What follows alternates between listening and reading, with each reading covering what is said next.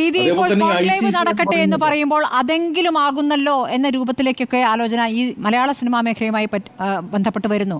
അതെങ്കിലും ആകട്ടെ, ഒരു കോൺക്ലേവ് എങ്കിലും തുടങ്ങട്ടെ, അവിടെ നിന്ന് അങ്ങോട്ട് എന്തെങ്കിലും മാറിയാലോ, ഇതാണ് പ്രതീക്ഷ. ദീദിയെ സംബന്ധിച്ച് അങ്ങനെ ഒരു പ്രതീക്ഷയുണ്ടോ?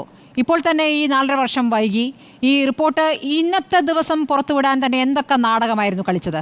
ഏറ്റവും ഒടുവിലാണത് വിടേണ്ടി വന്നു, പുറത്ത് വിടേണ്ടി വന്നു എന്നുള്ളതാണ് നമ്മുടെ മുന്നിലെ യാഥാർത്ഥ്യം.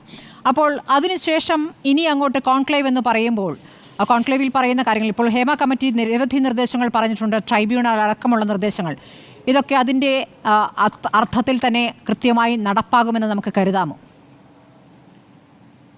അങ്ങനെ കരുതാൻ പറ്റില്ല. കാരണം വളരെ ഉത്തരവാദിത്തപ്പെട്ട ഒരു പൊസിഷനിൽ നിന്നുകൊണ്ട് ഒരാള് താൻ ഇക്കിളി എന്ന് ഇതിനെ വിളിച്ചെങ്കിൽ അത് വളരെ വളരെ അപായ സൂചനകളാണ് നമുക്ക് തരുന്നത്.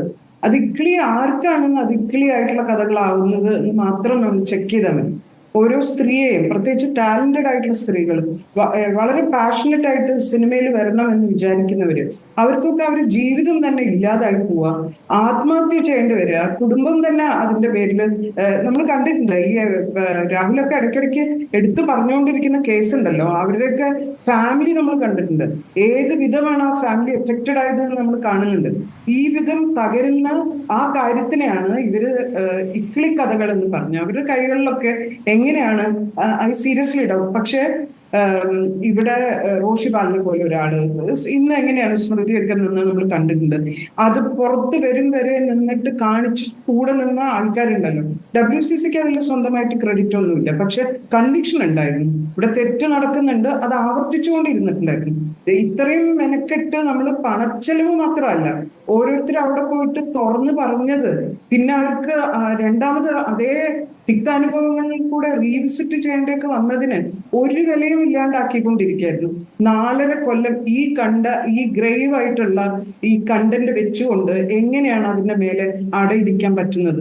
അതിന് ഉത്തരം പറയേണ്ടതില്ലേ അവരെ കയ്യിൽ നിന്നാണോ ഇനിയിപ്പോ കോൺക്ലേവിൽ നിന്നും വലിയ കാര്യങ്ങൾ ഉണ്ടാവുമെന്ന് പ്രതീക്ഷിക്കുന്നത്? എനിക്ക് ആ നിലയ്ക്ക് പ്രതീക്ഷയൊന്നുമില്ല. പക്ഷേ ഇങ്ങനെയൊന്ന് ഉണ്ടാക്കി എന്ന് പറയുന്നത് ഇടതുപക്ഷ സർക്കാരാണ്.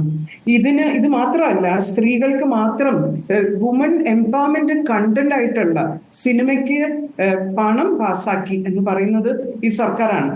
ആ സർക്കാരിൽ ഇനിയും ഇച്ഛാശക്തി ഉണ്ടെങ്കിൽ അത് നിർബന്ധമായിട്ടും നമുക്ക് ഇത് എന്താ പറയാ പ്രാവർത്തികമാക്കുന്നതിൽ അവർ ഇച്ഛാശക്തി ഉണ്ടാവുക എന്ന് തന്നെയാണ് ഏറ്റവും പ്രധാന. ദീദി, ഒരു ചോദ്യം. ഈ WCC വിരുദ്ധർ പറയുന്ന ഒരു കാര്യം, ഇപ്പോൾ ഹേമ കമ്മിറ്റി മുമ്പാകെ മൊഴി നൽകിയ ഒരു WCC അംഗം ഇവിടെ സിനിമാ മേഖലയിൽ ലൈംഗിക ചൂഷണമില്ല എന്ന് പറഞ്ഞിരിക്കുന്നു. അപ്പോൾ WCCക്കെതിരെ WCC വിരുദ്ധരുടെ ഒരു പ്രധാന വാദമായത് വരികയാണ്. WCC വിരുദ്ധർ എന്ത് പറയുന്നു എന്നുള്ളത് നമ്മൾ ശ്രദ്ധിക്കാറേ ഇല്ല. സ്മൃതിക്ക് അറിയാം. കോവിഡ് കാലം തൊട്ട് പോലും നമ്മൾ വെറുതെ ഇരുന്നിട്ടില്ല. അത് ഈ പറഞ്ഞതൊക്കെ പെട്ടെന്ന് ഒരു സുപ്രഭാതത്തിൽ ശരി അങ്ങനെ ആക്കി കളയാം എന്ന് സർക്കാർ വിചാരിച്ചതുമല്ല. എങ്ങനെയാണ് ഈ റിപ്പോർട്ട് പുറത്തു വന്നതെന്ന് നമുക്കറിയാം. അതുകൊണ്ട് WCC വിരുദ്ധർ എന്ത് പറയുന്നു എന്നുള്ളത് നമ്മളുടെ കൺസേൺ അല്ല. ഇനി അതിൽ പറഞ്ഞ ആളെ വേട്ടയാടി പോകേണ്ട കാര്യവും അതാരാന്ന് കണ്ടുപിടിക്കേണ്ട കാര്യവും ഒന്നും നമുക്കില്ല. കാരണം നമുക്കൊരു ബാധ്യതയുണ്ട്. ഈ റിപ്പോർട്ട് പുറത്തു വരുമ്പം നമ്മളുടെ ബാധ്യത എന്താണ്? ഇതിൽ പറഞ്ഞ മൊഴി കൊടുത്തത് ഒരു നിലയ്ക്കുള്ള ഒരു സൂചകങ്ങളും ഈ ആൾക്കാരെ പറ്റി പുറത്ത് പറയാൻ പാടില്ല എന്നുള്ളതാണ്. അത് നമ്മൾ പാലിക്കേണ്ടതുണ്ട്. അതിനെ പറ്റിയിട്ട് കമന്റ് ചെയ്യുക, അത് ഇന്ന ആളായിരിക്കും എന്ന് പറയാം, അതൊക്കെ തെറ്റായിട്ടുള്ള കാര്യമാണ്. കാരണം റിപ്പോർട്ട് പുറത്തു വിടുന്നത് ഒരു കണ്ടീഷനിലാണ്. ഈ പറഞ്ഞ ആരെയും ഇതാരാണ് എന്ന് തോന്നുന്ന ഒരു സിറ്റുവേഷനെ പോലും അതിലേക്ക് കോട്ട് ചെയ്യാൻ പാടില്ല എന്നാണ്. പിന്നെ സിനിമയിൽ വളരെ വിചിത്രമായിട്ട് തോന്നിയിട്ടുള്ള ഒരു കാര്യം, ഈ പറഞ്ഞ ഹറാസ്മെന്റ് മുഴുവൻ വലിയൊരു കേമത്വമായിട്ടാണ് കണ്ടിട്ടുള്ളത്. രാഷ്ട്രീയത്തിൽ പോലും ഇല്ല. It's not just about power and politics. അതല്ല. കാരണം ഒരു മന്ത്രിയുടെ പേരിൽ ഒരു സെക്ഷൽ അലിഗേഷൻ ഉണ്ടാക്കും, നിർബന്ധമായിട്ട് അദ്ദേഹം രാജിവെച്ചിട്ടുണ്ട്. എല്ലാ തവണയും അവർ ആൻസറുകളായിട്ടുണ്ട്. പലതവണയും അവർ ഇതിന് ഉത്തരം പറയാൻ ബാധ്യസ്ഥരായിട്ടുണ്ട്. എങ്ങനെയാണ് നമ്മളുടെ പബ്ലിക് ആയിട്ടുള്ള ഒരു ചാനലിൽ വന്നിരുന്നിട്ട് ഭോഗിച്ച സ്ത്രീകളുടെ സംഖ്യ അതല്ല എന്ന് പറയാൻ നിങ്ങൾക്ക് പറ്റുന്നത് എങ്ങനെയാണ്? അതെങ്ങനെയാണ് ഒരു തമാശയായിട്ട് എടുക്കാൻ പറ്റുന്നത്?